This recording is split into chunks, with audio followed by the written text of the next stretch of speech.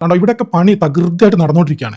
ഇഷ്ടംപോലെ വർക്കേഴ്സ് ഉണ്ട്. അപ്പോൾ നമ്മൾ ഈ പുറത്തുനിന്ന് കേൾക്കുന്ന അഭിപ്രായങ്ങളും ഈ സംഭവം കാണാണ്ട ആളുകൾ തട്ടിവിടുന്ന പച്ച നുണകളൊക്കെ ഒന്ന് പൊളിച്ചെടുക്കാൻ വേണ്ടിയിട്ട് തന്നെയാണ് ഞങ്ങൾ ഇവിടേക്ക് വന്നിട്ടുള്ളത്. അപ്പോൾ ഞാനും അസനക്കാണ് ഉള്ളത്. നമ്മൾ എന്താണ് നിജമായ സ്ഥിതി, ഈ ദുരിതം അനുഭവിച്ച ആളുകൾക്ക് വീട് സർക്കാർ കൊടുക്കുന്നുണ്ടോ ഇല്ലേ, അപ്പോൾ അതൊന്ന് നേരിൽ കാണാനും നിങ്ങളെ അത് കാണിച്ചു തരാനും കൂടിയാണ് വന്നത്. ഇതാണ് കൺസ്ട്രക്ഷൻ സൈറ്റിൻ്റെ എൻട്രൻസ്.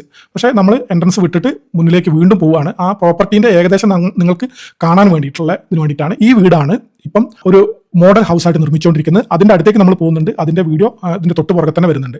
എന്തായാലും ആളുകൾ വെറുതെ പറയുന്നതല്ല, ഇവിടെ ഗവൺമെൻറ് കാര്യക്ഷമമായി പ്രവർത്തിക്കുന്നുണ്ട് എന്നതിന് ഏറ്റവും വലിയ തെളിവാണിത്. സുഹൃത്തുക്കൾ, അങ്ങനെ നമ്മൾ എൽസ്റ്റൺ എസ്റ്റേറ്റിൽ എത്തിയിട്ടുണ്ട്. അപ്പം എൽസ്റ്റൺ എസ്റ്റേറ്റിലാണ് നമ്മളുടെ ഏകദേശം 400 വീടിൻ്റെ പണികൾ നടക്കുന്നത്.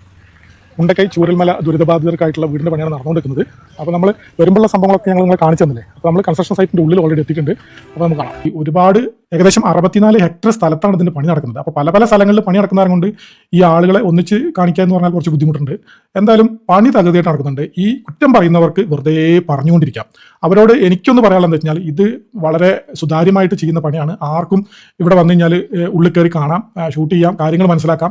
നിങ്ങൾ ഈ വീടിൻ്റെയൊക്കെ പണിയിൽ വിദഗ്ധന്മാരാണോ അവർക്ക് വന്ന് കാണാം, ഒരു പ്രശ്നമില്ല, ഷൂട്ട് ചെയ്യാം. ബ്ലോഗർമാർക്ക് വരാം, മന്ത്രിമാർക്കോ MLA മാർക്കും മാത്രമല്ല, എല്ലാവർക്കും ഇവിടെ വന്നിട്ട് കാണാം. നമ്മളെ ജനങ്ങൾക്ക് കൊടുക്കുന്ന നമ്മളുടെ സർക്കാരിൻ്റെ പണികളാണ്. അപ്പോൾ നിങ്ങൾക്ക് എന്തെങ്കിലും അഭിപ്രായ വ്യത്യാസങ്ങളോ ഒക്കെ മറ്റുള്ള കാര്യങ്ങളോ ഒക്കെ ഉണ്ടെങ്കിൽ അവരോട് സംസാരിക്കാം. ഒരു ടൗൺഷിപ്പിന് വേണ്ടിയിട്ടുള്ള എല്ലാ പ്രവർത്തനങ്ങളും ഇവിടെ തുടങ്ങി. അതിൻ്റെ നമ്മളെ എന്താ പറയുക, ഒരു പ്രധാന വീടിൻ്റെ പണി ഏകദേശം 3/4 ഭാഗത്തിൻ്റെ അടുത്തായി.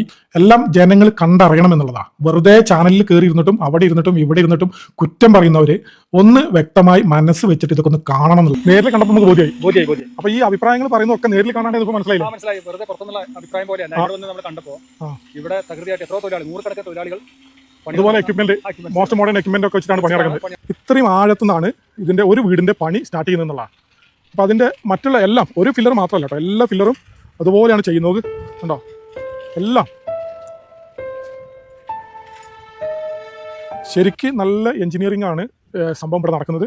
ഒരു വീടിന്റെ പണിയാ, 2 വീടിന്റെ പണിയല്ല, ഒരുപാട് വീടുകൾ, ഒരു 19 വീടിന്റെ പണി ഒരുമിച്ച് നടത്തുന്ന ഒരു സംഭവമാണ് ഇവിടെ കാണുന്നത്.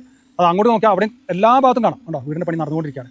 ഇപ്പോൾ ഇത് മാത്രമല്ല ജനാർദ്ദന, നമ്മൾ കേട്ടത് ഇതൊരു ടൗൺഷിപ്പാണ്.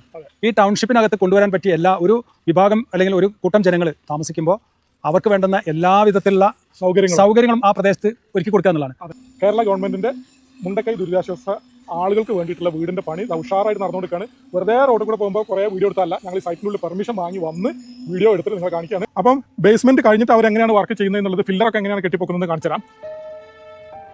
ഇതുണ്ടോ, ഇങ്ങനെയാണ് ഫില്ലറിന്റെ പണി നടക്കുന്നത്.